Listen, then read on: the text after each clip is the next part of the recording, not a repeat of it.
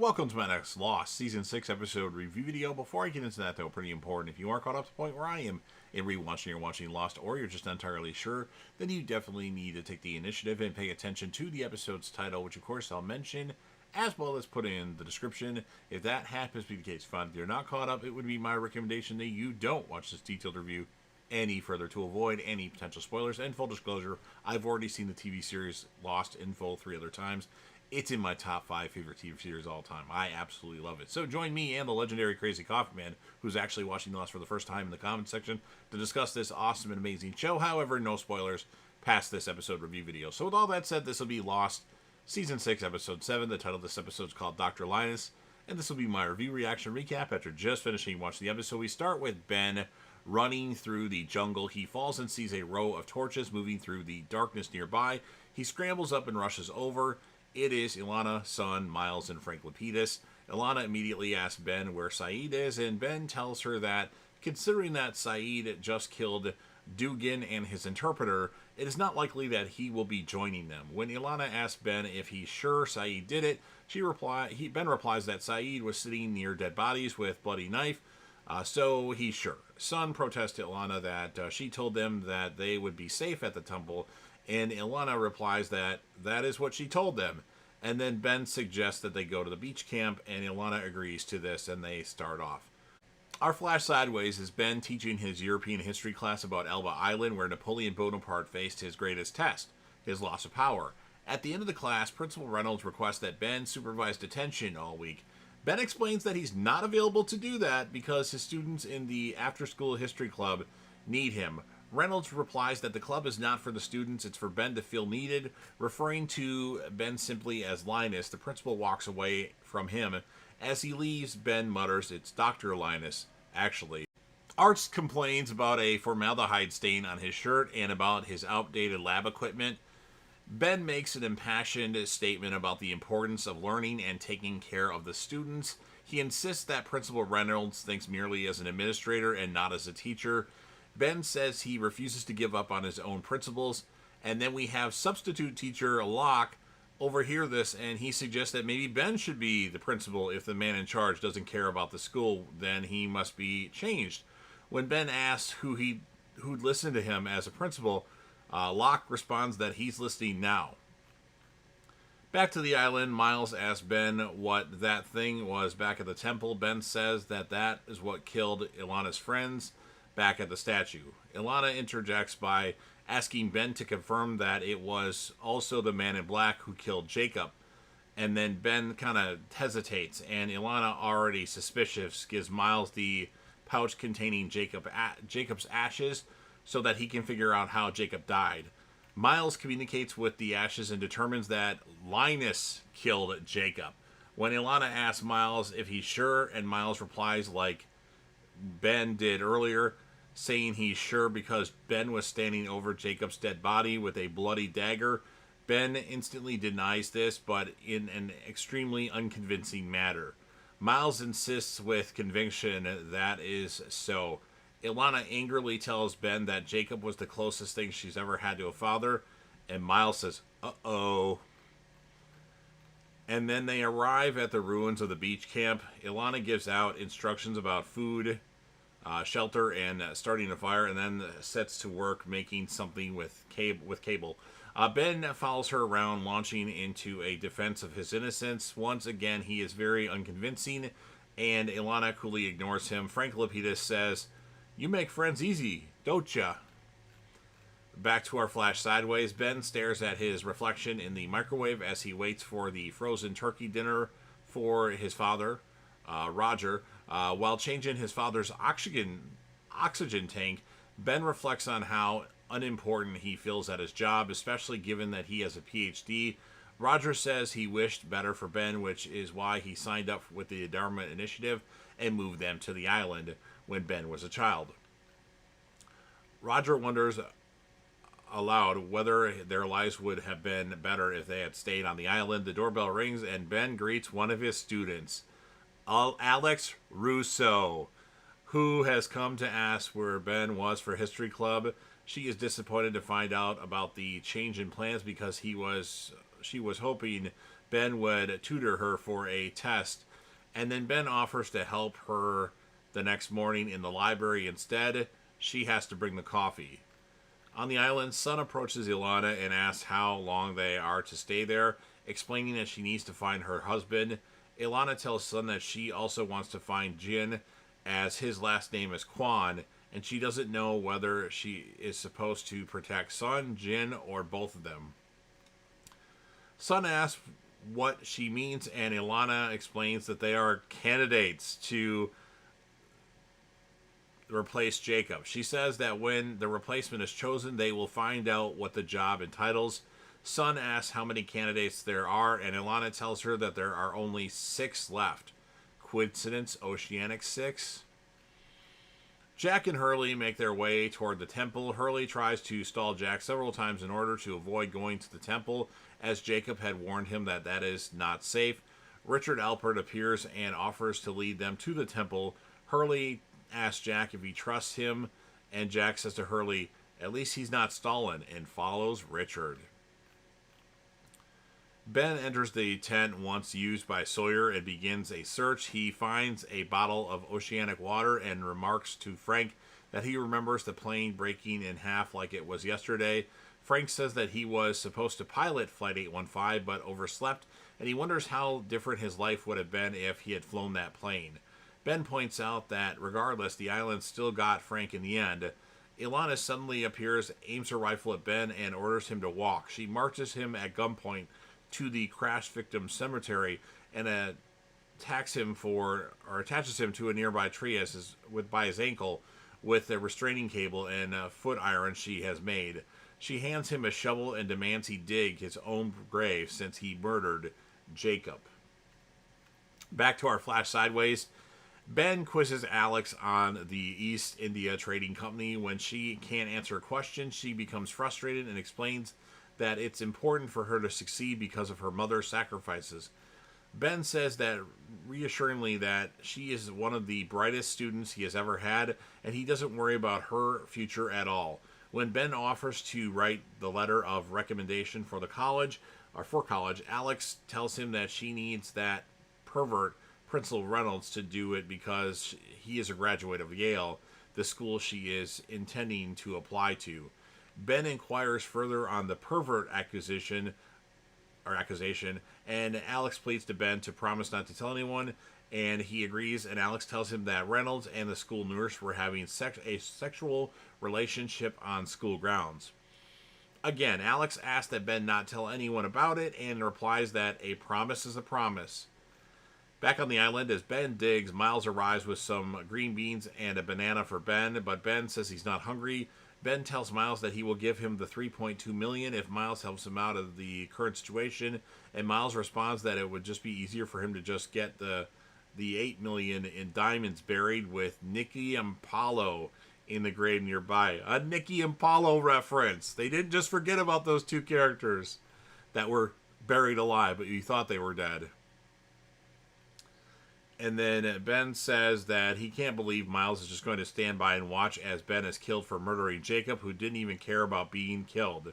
Miles replies that Jacob did care, and that right up to until the end, Jacob was hoping that he was wrong about Ben.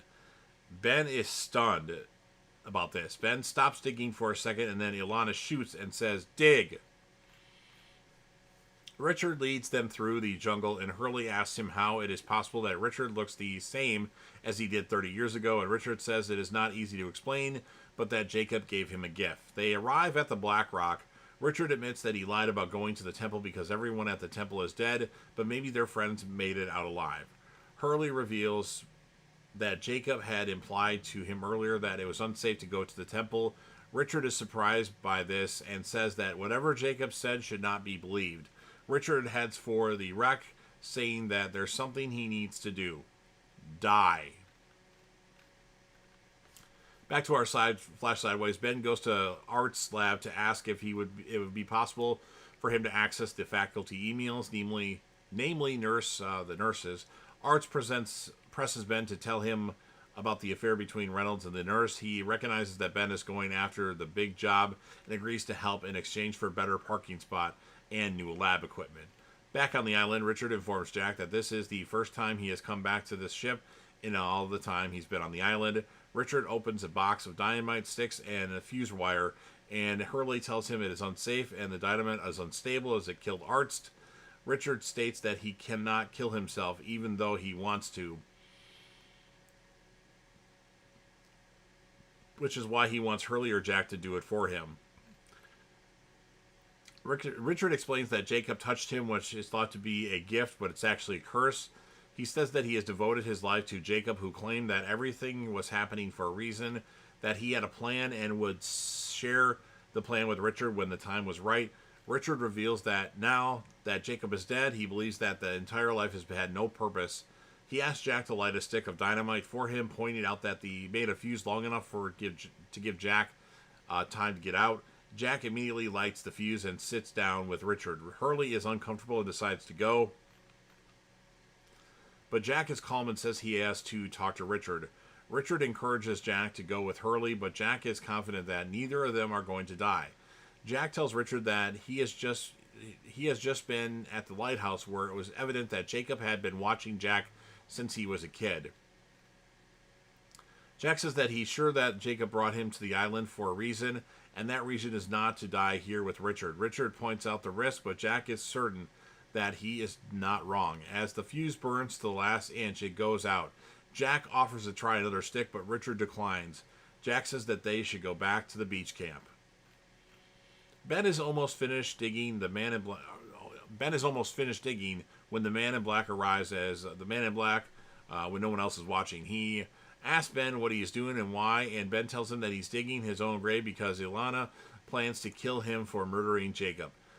The Man in Black says he doesn't want Ben to die. He tells Ben that he is gathering a group to leave the island for good, and that he thinks Ben will be the best person to be in charge of the island once he and his group depart.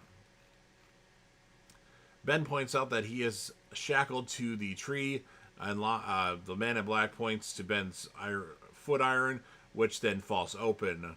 The Man in Black invites Ben to come to the Hydra station, but Ben protests that Ilana will come after him. The Man in Black tells Ben that he has left a rifle for him about 200 yards into the jungle, and that Ben runs now. He can get there and get a jump on Ilana. Ben looks over at Ilana, who is standing at a small distance away. Their eyes meet. From Ilana's perspective, only Ben is in view. She has not been able to see, or she's not able to see the Man in Black. And then Ben runs in the jungle, and Ilana dashes after him. Back to our flash sideways, Ben goes to Reynolds' office and shows the principal that he has 3 months' worth of email correspondence detailing inappropriate conduct on school grounds with the nurse. He threatens to show the evidence to the school board and to Reynolds' wife unless he agrees to resign and recommend Ben as his replacement. Reynolds counters by showing Ben a request from Alex for a letter of recommendation to Yale University. He threatens to torch Alex and her future if Ben proceeds with his threat. On the island, Ben reaches the rifle planted by the Man in Black and turns on a surprised Ilana, who drops her weapon. After a long, tense moment, Ilana asks why Ben is waiting to shoot her. He says that he knows what Ilana is feeling because he watched his own daughter, not his biological daughter, Alex, die in front of him. Ben, who is clearly aggrieved and ashamed, says that he sacrificed everything, including Alex's life, for the island in the name of Jacob, who didn't even care. Ben says that he was angry and confused when he stabbed Jacob, and he was terrified when he was about to lose what he felt mattered to him most, his power. But what really mattered most, Alex, was already gone. He tells Ilana that he is sorry for killing Jacob, and he doesn't expect her to forgive him because he can never forgive himself. Ben has lowered his rifle, and he asks to be allowed to leave. Ilana asks where he'll go, and Ben says he'll go to the fake Locke, the Man in Black. She asks Ben why, and he responds that the Man in Black is the only one who will accept him into his group. And then Ilana reveals that she is willing to accept him into her group, much to Ben's surprise. She then picks up her rifle and heads back to the beach, and Ben stares in shock after Ilana for a second, and then he follows her. So interesting development there. Then back to our flash sideways. Ben is alone in Reynolds' office to drop off the incriminating copies of the emails. Alex comes in looking to thank the principal for the incredible letter of recommendation he gave her and sees Ben. She asks if he had anything to do with it, which he denies. Soon after, Reynolds arrives and Ben affirms that they have the history club back as the principal has found someone else to cover for detention. Outside the office, Arzt is disappointed to find out he won't be getting the desired parking space, so Ben offers his. And then Ben watches with pride and satisfaction as Alex leaves the office. Back on the island, Ben sees Sun and offers to help her. Sun, surprised, tentatively asks him to help with a tarp, and he does so. Frank Lapidus adds wood to the fire. Miles examines a large diamond. Ilana sits holding her pouch of Jacob's ashes. Hurley, Jack, and Richard appear, and Sun happily goes over to greet them, hugging Hurley and Jack tightly. Jack makes a point of moving to look at Ben, who stands aside from the group looking out of place, as does Richard. And then we have a dark submarine periscope undetected by the group on the beach, breaks the surface of the water and travels alongside the shore. The periscope views the group on the beach, and the watch officer in the sub below reports that there are people on the beach and asks whether they should stop. And then Charles Whitmore, examining a clipboard, tells the watch officer to proceed as planned. And that's what ends this episode of Lost. So really good episode for Ben. 8.4 out of 10 is what I'm going to score it. Benjamin Linus is the character of the episode. Secondary characters I'm going to give to Alex. It's good to see Alex again. I feel like they did her wrong in Season 4, Episode 9. Didn't expect her character to get shot in the head. Jack was good in his limited role. And then I just like re-seeing Leslie Arzt.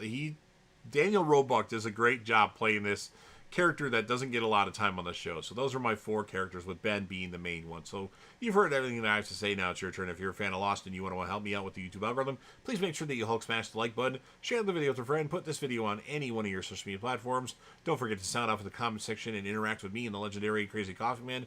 What would you rate the score? Who's your character or characters of the episode? Remember, no spoilers past this episode. And then last but certainly not least, don't forget to hit that sub button. You're watching the video anyway. Subscribe to the channel. Help me get over 100K subs. I know that's a pretty lofty goal. Join the team. Show your damn support to be a part of something special. And you never know what you're going to see on JDev TV.